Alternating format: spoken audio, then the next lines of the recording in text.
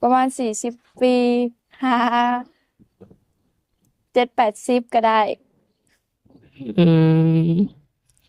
แบบว่ารุ่นเจ้าของบ่มักบ่ อืมบ่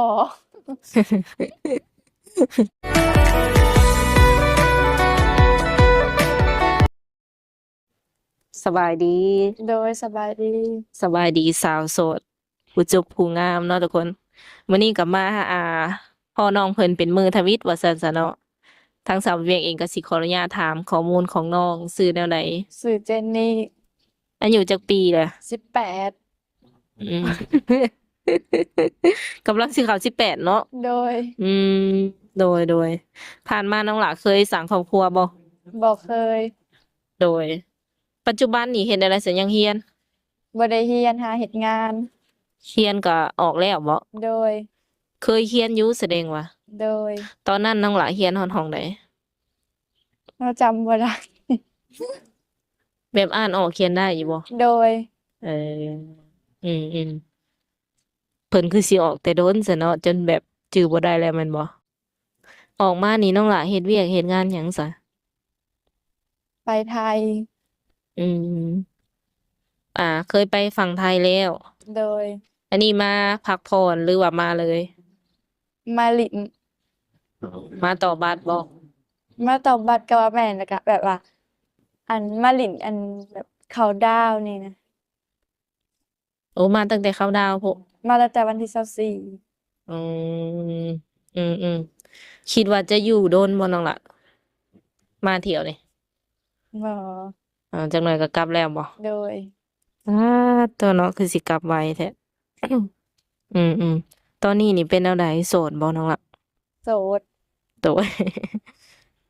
โสดแบบว่าบ่มีคนเข้ามาหยอกมาหยังเลยบ่บ่มีอืมอืมแล้วแนวใดบัดนี้มื้อนี้ก็คือว่าออกมาเปิดใจเนาะน้องล่ะเนาะโดยอืมเปิดใจในมื้อนี้นี่เปิดใจแนวใดเปิดใจหาคนคุยซื่อๆบ่หรือว่าหาแบบว่าคู่ชีวิตหาคู่ชีวิต อืมน้องล่ะอยากสร้างครอบครัวแล้วคู่ชีวิตนี่คือสามีได สามีหรือว่าผัวได้เนาะความหมายของโดคู่ชียวิตโดยเจ้าอยากสร้างครอบครัวแล้วความหมาย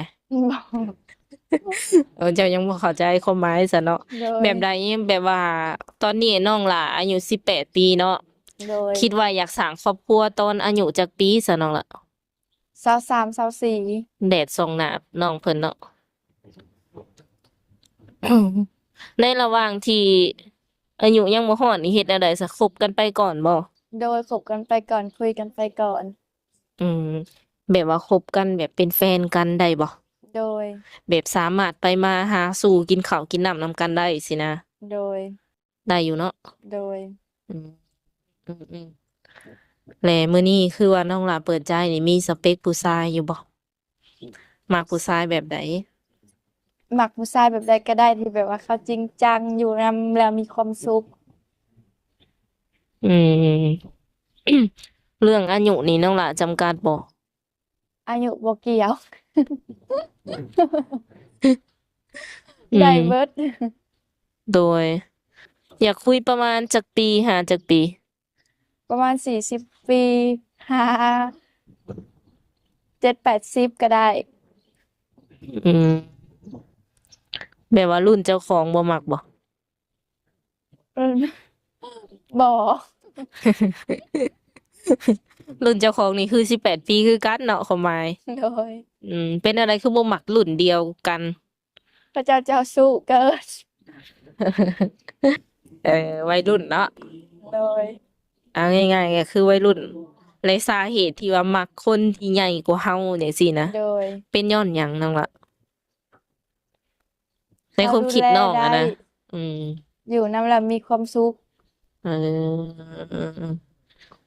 จากที่ว่าเฮาสิเอาใจเขาเนาะก็กลายเป็นว่าก็เจ้าเอาใจเฮาเนาะโดถ้าว่ายคบกับคนที่ว่าเพิ่นใหญ่โดยเพราะว่าเพิ่นก็สิมีแนวความคิดที่ว่าเป็นผู้นำ โดย คำว่าเด็กน้อยหรือว่าอายุส่ำกันก็แนวความคิดก็อยากคล้ายๆคือกันโดย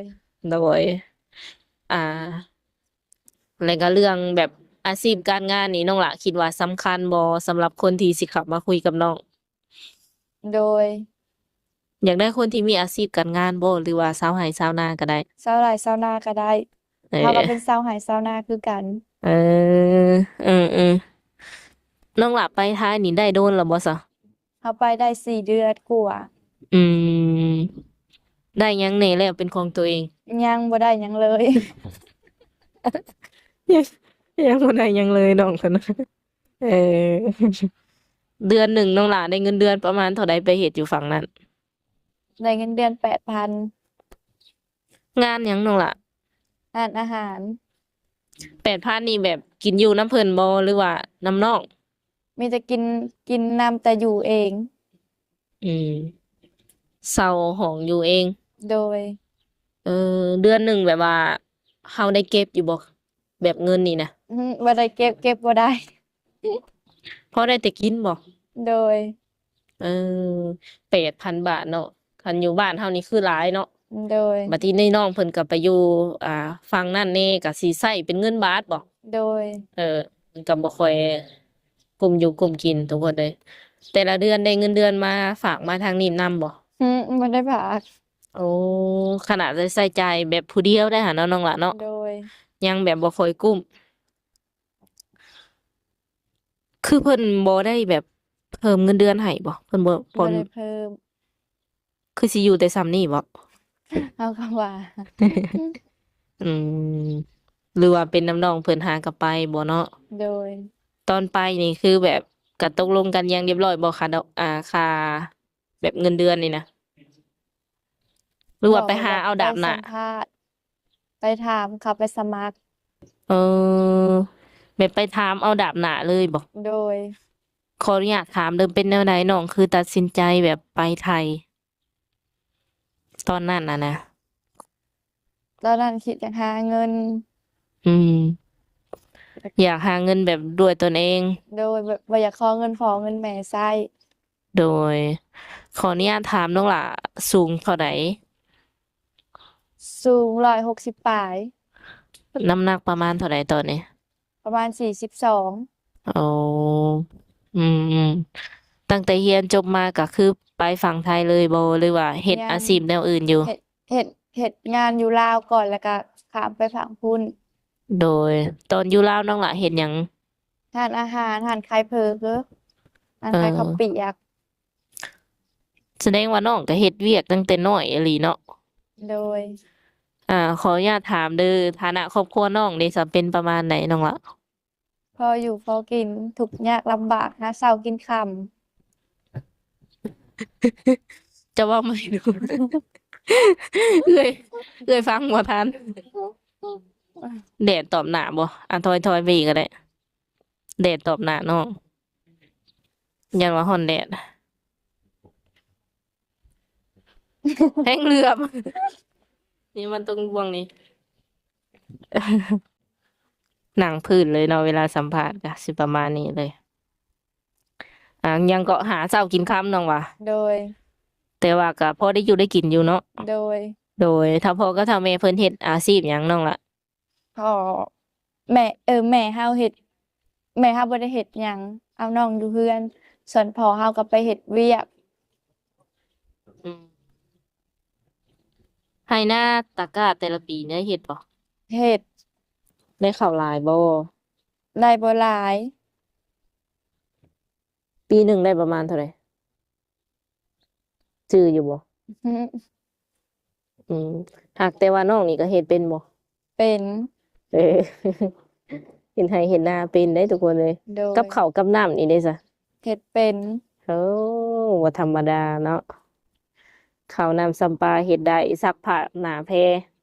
เป็นหมดโดยอืมอืมเริ่ม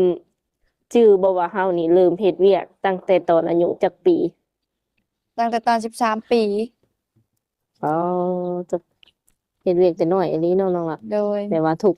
ข์แต่น้อยประมาณนี้เนาะคันแม่นภาษาบ้านเฮาคันมาตอนนี้ก็สิคล้ายๆแหน่บ่ มาตอนนี้ก็ไข้แน่น้อยหนึ่งอืม สมมุติว่าน้องหลาไปฟังไทยแล้วนี่เข้าเวียกจักโมงหาจักโมงเขาเวียก6 โมงแรงฮอด6 โมงเช้าเฮ็ดกลางคืนเนาะโดยกลางเว้นได้จ้ะกลางเว้นก็นอน โอ้โหเออคิดว่าสิมีแบบเวลาคุยกับผู้บ่าวอยู่บ่ มี เป็นช่วงใดน้องหลาสะดวก เวลาว่างก็คุย เวลาบ่ว่างก็บ่ได้คุย คือความหมายว่านี้ต้องทักไปไหว้บ่ โดยทักมาว่าเดี๋ยวตอบเดี๋ยวมาแล้วตอบเองเดี๋ยวเขาตอบ คันเพิ่นจะโทรหาแบบวิดีโอคอลอยากเห็นหน้าเห็นตานี่ได้ต้องเฮ็ดแนวใด โทรได้ ต้องโทรช่วงไหน โดย แบบเอ้อยต้องถามไว้ให้เพิ่นน่ะนะเนาะเพิ่น โด เพิ่ ย นอยากรู้อยู่แล้วว่าเพิ่นสามารถโทรหาน้องได้ช่วงไหนจังบ่รบกวนจังซี่นะ โดย คือกลางเว้ เก็ น บ นี่ ปากดัง น้องเพิ่นบ่ได้ยิน เออ คือกลางเว้นนี่แบบว่านอนเบิดมื้อเลย บ่ได้นอนเบิดมื้อตื่นก็ประมาณ8-9 โมง อืมอืม8-9โมงนี่ก็สามารถแบบเล่นโทรศัพท์ได้อยู่ โดย แม่นแล้ววะหลังจากตื่นนอนนะไปอยู่ฝุ่นกับน้องหลาก็ได้ไปเล่นไปเที่ยวอยู่บ่ บ่ได้ไป อืมไปอยู่ใกล้ไผแสงสียังบ่ได้ไปเล่นอยู่ โดย อ๋อ มีมือพักอยู่บ่น้องล่ะ บ่มี โอ้เฮ็ดเวียกอันทุกมื้อเลยแสดงว่า โดยเฮ็ดเวียกทุกมื้อเลยมีแต่พักเองคันอยากพัก อืมสมมุติว่า FC ฝั่งไทยแบบเพิ่นอยากไปหาอยู่ทางนั้นได้ซะน้องล่ะ ได้ ต้องนัดก่อนบ่หรือว่าสามารถแบบไปหาอยู่ห้านได้เลย นัดก่อนยันไปหาอยู่หั้นแล้วยันบ่เจอ โดยเฮาเฮ็ดเวียกนี่ก็เคยได้ทิปได้หยังนำเพิ่นอยู่บ่ ก็เคยอยู่ เคยได้ทิปแบบสูงสุดหลายบ่ประมาณเท่าใด ประมาณ1,000 1,000ปลาย อ่ ถ้าลูก า ค้าหลายก็ได้หลายถ้าลูกค้าน้อยก็ได้น้อย อืมสูงสุดก็สิประมาณ1,000กว่าบาทเนาะ โด เพิ่นให้ ย ทิปแม่นบ่ โดย เมื่อยบ่ เมื่อยน้อยหนึ่ง เอาได้ FC สิว่าสาวบนเปียงถามแปลกๆ เมื่อยหน่อยหนึงเพิ่นว่าพอสู้อยู่เนาะ โดย อืมสำหรับอ่าผู้บ่าวหรือว่า FC คนใดที่ว่าอยากไปหาน้องเพิ่นก็สามารถไปได้ นัดกันอยู่ฝั่งนั้นเลยเนาะ โดย อืมน่าจะได้เจอกันเป็นช่วงกลางเว้นเบิ่งทรงนี่ โดย มื้อหนึ่งนอนจักชั่วโมงซะตอน 5 นอน ชั่วโมง อืมแบบมันนอนบ่ค่อยหลับบ่สมมุตินอน โด เบิด ยมาแต่เฮ็ดงานแล้วนอนบ่อยากหลับ เอา แบบมันเป็นกลางเว้นเนาะ อืม โดย แล้วเรื่องนิสัยใจคอแบบว่าผู้ชายที่สิเข้ามานี่น้องหลาแบบว่ามักสุดนี่นะมักคนนิสัยแบบใด นิสัยดี อ่อนโยน อืม อืมใส่ดีเนาะผู้บ่าวที่แบบว่าเคยเป็นพ่อห้างพ่อหมายเลยจ้ะ หับได้ บางคนมีลูกติดนำได้เนาะ ได้ เอาบ่ติบ่ บ่ติ อืมอันนี้น้องเพิ่นเว้าเองเด้อเนาะทุกคนเนาะ มั่นใจอีหลีเนาะ มั่นใจ100%เลย เอ้ย มีเปอร์เซ็นต์เติมมาให้อีกเนาะ เออคิดว่าจะใช้เวลาโดนบ่ในการคุยในการโอ้ลมกัน จั่งสิตัดสินใจเลือกเอาเพิ่นมาเป็นแฟนเราได้ มันก็ต้องใช้เวลาน้อยหนึ่ง ประมาณคิดว่าประมาณจักเดือนจั่งสิเบิ่งออกอะนะ ประมาณปีหนึ่งก็ได้ไป อ๋อตัวบาดสำหรับ FC ที่ว่าเพิ่นเห็นปุ๊บแล้วเพิ่นอยากได้ปั๊บเด้ซะเนาะ เขาก็ต้องเบิ่งสถานการณ์ก็ร่วมกันไปก่อน อืมคันเพิ่นอยากได้เลยนี่คือบ่ได้บ่ บ่ได้ FC ของเอื้อยก็ส่วนหลายเนาะเพิ่นก็สิค่อนข้างมีอายุแหน่จักหน่อยเนาะ โด น้องล่ะ ย คือเพิ่นก็รุ่นใหญ่แล้วคันสิท่าโดนก็ย้านว่าแบบมันเสียเวลานะบางคน โดย อยากได้เลย โดย อืมแต่ว่าน้อง สำหรับน้องเองคันบ่ฮอด1 ปีขึ้นไปก็คือจะยังตัดสินใจบ่ได้ โดย อืมเวลาเจ้าเบิ่งคนนี่เบิ่งจากไสจ้ะ เขาเบิ่งจากนิสัย นิสัยเพิ่นเป็นแบบใดสิ โดย นิสัยการเว้าการจาบ่การกระทำสำคัญอยู่บ่ สำคัญ โดย ผู้ชายแบบที่เพิ่นมักไปหลิ่นไปเที่ยวนี่ได้ซะน้องละ ไปเล่นไปเที่ยวกระทางหายไปก็หายไปแต่ว่าฮู้จักมา อืมแบบไปทุกมื้อนี่คือบ่ได้บ่ โดยดนๆไปเทื่อหนึ่ง คันเวลาไปนี่ต้องไปกับแฟนเท่านั้นบ่หรือว่า ไปคนเดียวก็ได้คะแนนแบบมาไว โดย สิบ่ โดย อืมอนุญาตให้ไปเล่นได้อยู่เพิ่นว่าเนาะขอเพียงแต่ว่ามาตรงมุมตรงเวลาบ่ โดย อืม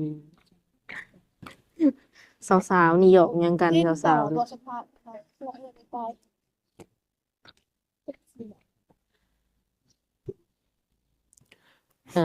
ก็สิประมาณนี้เนาะทุกคนก็เรื่องราวของน้องเพิ่นก็บ่มีหยังหลายเนาะ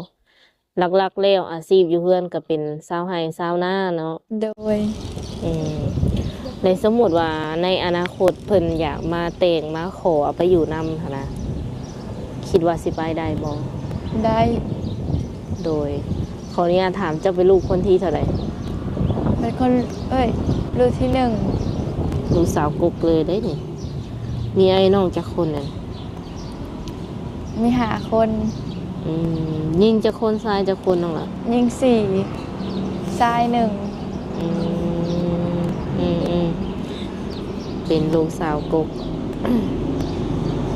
คือเจ้าไปฝั่งไทยแนวนี้นี่แบบ อ้ายไอ้น้องนี่อยู่นำพ่อแม่เบิ่นเลยบ่หรือว่านั่นแหละบ่ได้ยินบ่ โดย ดูเสียงเลือดผ่านว่าอยากได้เงินสตาร์ท อ้ายไอ้น้องนี่แบบว่าเพิ่นยังอยู่นำกันบ่หรือว่าเพิ่นแยกเฮือนนำก็มี ผู้บางคนก็อยู่นำกันเบิด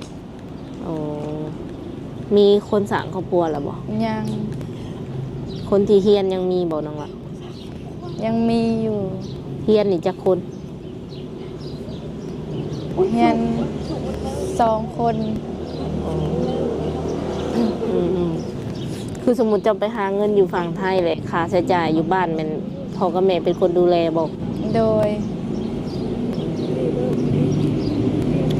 โอเคเนาะทุกคนก็สิขออนุญาตสัมภาษณ์เพิ่นประมาณนี้สำหรับ FC คนใดที่ว่ามีอีหยังเพิ่มเติมเนาะอยากรู้เกี่ยวกับเรื่องราวของน้องเพิ่นก็สามารถคอมเมนต์ได้เนาะคลิปหน้าเฮาก็สิมาสัมภาษณ์เพิ่นต่อทุกคนเลยโอเคสุดท้ายนี้ก็บ่มีหยังหลายเนาะทางเฮาก็สิได้ขออนุญาตเป็นตัวแทนให้ทางผู้ใหญ่ใจดีเนาะที่ว่าเพิ่นสนับสนุนทางช่อง YouTube เอื้อยเนาะ โดย เพิ่นก็ได้ฝากเงินมาให้สาวโสดแต่ละคนเนาะที่ถ่ายทำน้ำช่องเอื้อยหั่นแหละคนละ100,000กีบเนาะน้องละ โดย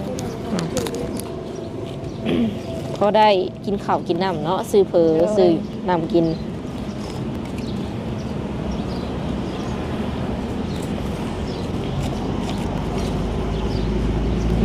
100,000กีบเนาะ2 บาท ขอบใจ โอเคเนาะถ่ายชุดนี้ทางเฮาเองก็สิได้ขอตัวเจอไว้แต่เท่านี้เนาะแล้วก็ขอบใจผู้ใหญ่ใจดีละลายที่ว่าซัพพอร์ตเฮาตลอดมาโดยสบายดี สบายดี